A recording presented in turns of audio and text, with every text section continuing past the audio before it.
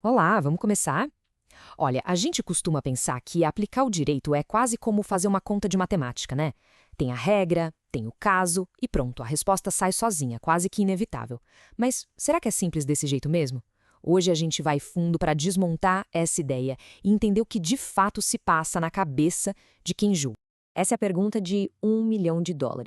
Será que existe uma fórmula mágica, sabe? Um processo mecânico que leva, sem erro, à única decisão correta? Ou será que tem mais coisa acontecendo ali nos bastidores, algo bem mais humano e, claro, bem mais complexo? Bom, vamos mergulhar nisso agora. Para começar, vamos entender o modelo clássico, aquela visão que dominou o jeito de pensar o direito por séculos.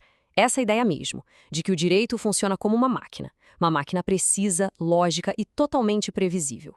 E o nome técnico para essa máquina é subsunção. A palavra pode parecer um pouco estranha, mas a ideia por trás é bem simples. É pegar os fatos de um caso e ver se eles se encaixam direitinho na descrição de uma lei. Se encaixar, a lei se aplica. Se não, não se aplica. Pense num jogo de encaixar peças. É basicamente isso. E essa máquina de encaixe funcionaria com uma fórmula de 3 passos, que a gente chama de silogismo. Funciona assim. A premissa maior é a lei. A regra geral para todo mundo. A premissa menor são os fatos específicos daquele caso que está sendo julgado. E a conclusão? Bom, ela deveria ser o resultado óbvio, inevitável da combinação dessas duas coisas. Olha só como a teoria parece funcionar perfeitamente. Se a lei diz que roubo é pegar algo de alguém usando ameaça, e os fatos mostram que o João fez exatamente isso, a conclusão é automática: João cometeu o roubo. Parece perfeito, né? Lógico, sem espaço para erro. Mas e se o buraco for mais embaixo? E é exatamente aqui que a teoria tão elegante bate de frente com a realidade, que é bem mais bagunçada. Na prática, essa máquina tão simples, ela quebra. E quebra com uma frequência que assusta. A razão é que a vida real quase nunca se encaixa nessas caixinhas perfeitas que a lei cria. Na verdade, dá pra gente listar pelo menos 5 problemas bem sérios que simplesmente travam as engrenagens dessa suposta máquina perfeita. Vamos dar uma olhada em cada um deles para entender por que essa máquina, na prática, não funciona como deveria. O primeiro problema já aparece antes mesmo da gente olhar para a lei. O tal do silogismo parte do princípio de que a gente sabe exatamente o que aconteceu. Mas e se cada parte contar uma história diferente sobre os fatos? Imagina só um acidente de trabalho. A pessoa que se machucou jura que não tinha tapete antiderrapante no chão. Já a empresa diz que tinha sim, mas que ele já estava meio gasto. E aí? Antes de pensar em aplicar qualquer regra sobre negligência, o juiz tem que decidir em quem acreditar. Qual é a verdade da história? Percebe? A decisão sobre os fatos é o que vai definir o jogo todo. E isso não tem nada de lógica pura. É uma questão de avaliar provas. Ok, vamos supor que os fatos estejam claros. O próximo problema está nas próprias palavras da lei. Elas nem sempre são tão precisas quanto a gente gostaria.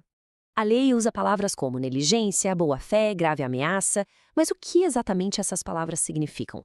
Negligência é não ter o cuidado de uma pessoa comum ou o cuidado de um super especialista. A escolha do significado muda completamente o resultado. E essa escolha não é mecânica, é um ato de interpretação do juiz. Às vezes, o problema não é nem o que a regra quer dizer, mas sim qual regra usar. O universo das leis é gigante e, para o mesmo caso, pode ter um monte de normas que, em tese, poderiam ser aplicadas. Pensa na situação de alguém que presta serviço para uma empresa. Essa pessoa é empregada com toda a proteção da lei trabalhista ou é uma prestadora de serviços autônoma que se guia só pelo contrato comercial? A escolha da lei que vai ser aplicada nesse caso é o primeiro passo, e ela determina todo o resto. Essa decisão é uma escolha fundamental de quem está julgando. As leis são escritas pensando no mundo como ele é. Só que o mundo não para de mudar, né? Novas tecnologias, novas situações sociais, tudo isso aparece o tempo todo, coisas que quem escreveu a lei nunca nem imaginou. Por exemplo, como é que se aplica uma lei do consumidor, pensada para produtos que a gente pega na mão, a um curso online com aquelas regras de reembolso digitais? Simplesmente não existe um encaixe perfeito. O juiz precisa ser criativo, adaptar regras antigas para o mundo novo. E isso está muito longe de ser um processo automático. E aqui a gente chega no problema talvez mais profundo de todos. O que acontece quando duas regras perfeitamente válidas ou dois princípios super importantes apontam para direções completamente opostas dentro do mesmo caso? Então, todos esses problemas nos levam a uma conclusão que não dá para escapar. Por trás daquela fachada de uma aplicação mecânica da lei, existe um ser humano. Um ser humano que está tomando decisões. Existem escolhas, muitas vezes ocultas, em cada passo do caminho. Então, o ponto central é este. Aquela ideia do juiz como um simples operador de uma máquina de lógica é uma ilusão.